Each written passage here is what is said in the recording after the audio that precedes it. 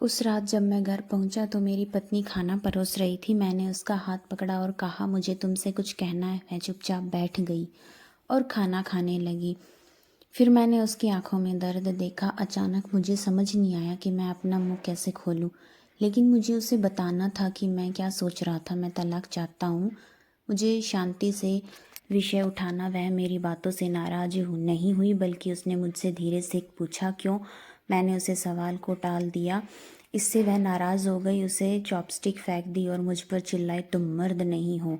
उस रात हमने एक दूसरे से बात नहीं की। वह रो रही थी। मुझे पता था कि वह जानती थी कि हमारी शादी को क्या हुआ था, लेकिन मैं उसे संतोषजनक जवाब नहीं दे पाया। उसने मेरा दिल जैन के लिए खोल दिया था। मैं अब उससे प्यार नहीं करता था, मुझे बस उस पर दया आती थी।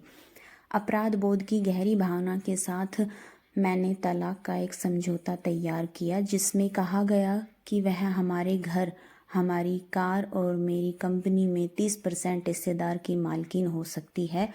उसने इसे देखा और फिर इसे टुकड़ों में फाड़ दिया। जिस महिला ने अपने जीवन के 10 साल मेरे साथ बिताए थे, वह एक अजनबी बन गई थी। मुझे उसके बर्बाद हुए समय, संसाधनों और ऊर्जा के लिए खेद था, लेकिन मैं जो कुछ भी कह चुका था उसे वापस नहीं ले सकता था, क्योंकि मैं जैन से बहुत प्यार करता था। अंत में वह मेरे सामने जोर से रोई। जिसकी मुझे उम्मीद थी, मेरे लिए उसका रोना वास्तव में एक तरह की मुक्ति थी। तलाक का विचार तो कई हफ्तों से मेरे मन में था, अब और भी दृढ़ और स्पष्ट लग रहा था। अगले दिन मैं बहुत देर से घर वापस आया और पाया कि वह मेज पर कुछ लिख रही थी। मैंने रात का खाना नहीं खाया, लेकिन सीधे सोने चला गया और बहुत जल्दी सो गया, क्योंकि मैं जैन के साथ एक घटनापूर्ण दिन के बाद थक गया था। जब मैं उठा तो वह अभी भी मेज पर लिख रही थी। मुझे बस परवाह नहीं थी, इसलिए मैंने करवट बदली और फिर से सो गया।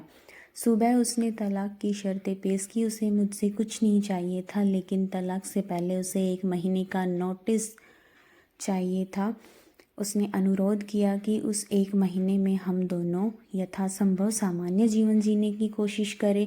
इन शर्तों के लिए उसका कारण सरल था। हमारे बेटे की 1 महीने में परीक्षा थी और वह हमारी टूटी हुई शादी के कारण उसे परेशान नहीं करना चाहती थी।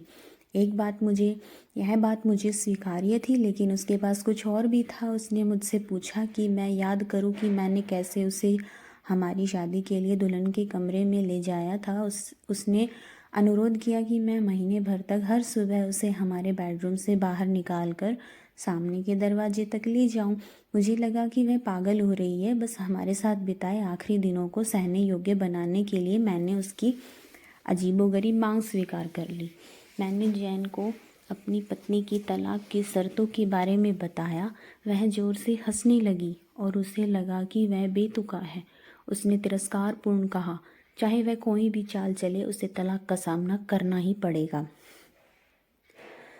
तलाक के इरादे को स्पष्ट रूप से व्यक्त करने के बाद मेरी पत्नी और मेरे बीच कोई शारीरिक संबंध नहीं था, इसलिए जब मैंने उसे पहले दिन बाहर निकाला तो हम दोनों ही अनाड़ी लग रहे थे। हमारे बेटे ने हमारे पीछे ताली बजाई। डैडी ने मम्मी को अपनी बाहों में पकड़ रखा था।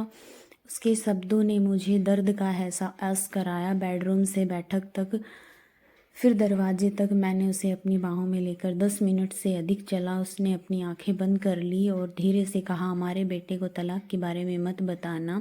मैंने सिर हिलाया, कुछ परेशान महसूस कर रहा था। मैंने उसे दरवाजे से बाहर बिठा दिया। वह काम पर जाने वाली बस का इंतज़ार करने लगी। मैं अकेले ही ऑफिस चला गया। दूसरे दिन हम दोनों ने बहुत सहजता से व्यवहार किया। वह मेरी छाती पर झुक गई। मैं उसके ब्लाउज़ की खुशबू सूंघ सकता था। मुझे एहसास हुआ कि मैंने इस महिला को बहुत दिनों से ध्यान से नहीं देखा था। मुझे एहसास हुआ कि अब जवान नहीं रही। उसके चेहरे पर महीन झुर्रियाँ थी, उसके बाल सफ़ेद हो रहे थे। हमारी शादी ने उस पर बुरा असर डाला था। एक पल के लिए मुझे आश्चर्य हुआ कि मैंने उसके साथ क्या किया है। चौथे दिन जब मैंने उसे उठाया तो मुझे लगा कि मेरे अंदर आत्मीयता की भावना वापस आ गई है। वह एक महिला थी जिसने अपने जीवन के 10 साल मुझे दिए थे। 5वें और छठे दिन मुझे एहसास हुआ कि हमारे बीच आत्मीयता की भावना फिर से बढ़ रही थी।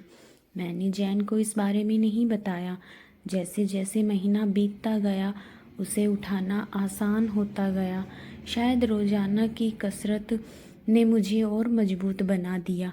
एक दिन सुबह वह क्या पहनना है यह चुन रही थी।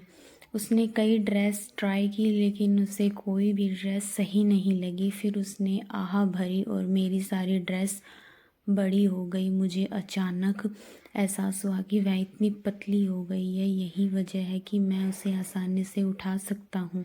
अचानक मुझे एहसास हुआ उसने अपने दिल में बहुत दर्द और कड़वाहट दबा रखी थी। अवचेतन रूप से मैंने हाथ बढ़ाकर उसके सिर को छू लिया।